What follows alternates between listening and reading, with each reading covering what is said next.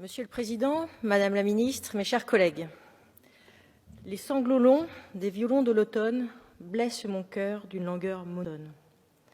C'est par ce dernier vers de Paul Verlaine, diffusé par la BBC, que dans la soirée du 5 juin 1944, la résistance française procédera à une vaste opération de sabotage ferroviaire, ouvrant la voie au débarquement des forces alliées en Normandie.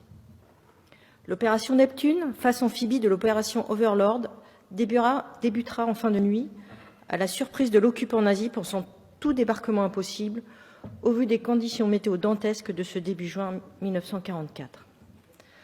Dans un écho à l'appel du 18 juin du général de Gaulle, la France n'est pas seule, elle n'est pas seule, elle n'est pas seule.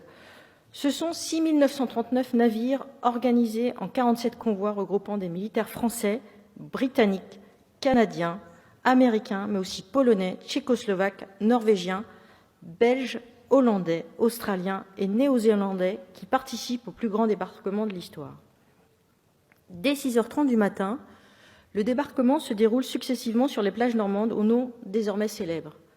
Utah, Omaha, puis Gold, Sword et enfin Juno. Près de 11 000 hommes ont été tués, blessés ou portés disparus à l'issue d'une journée de combat, à l'issue de ce jour le plus long, qui permet cependant d'ouvrir la seconde phase de l'opération Overlord, la bataille de Normandie. 75 ans plus tard, nous n'oublions pas.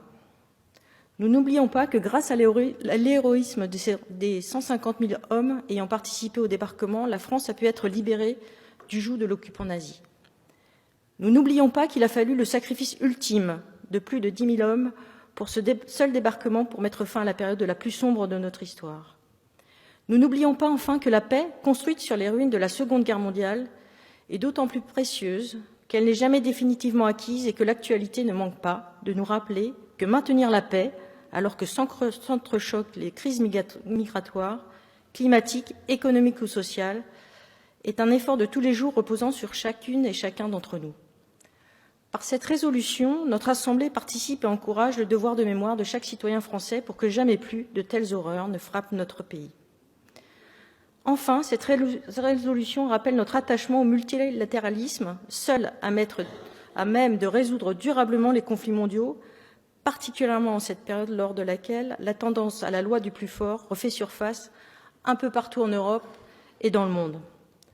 En déclarant que la France n'était pas seule, le général de Gaulle avait rappelé que seul le multilatéralisme pouvait sauver la France de l'occupant nazi.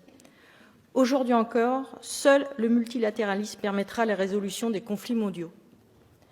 Pour toutes ces raisons, le groupe Mouvement démocrate et apparenté votera en faveur de cette résolution. Je vous remercie.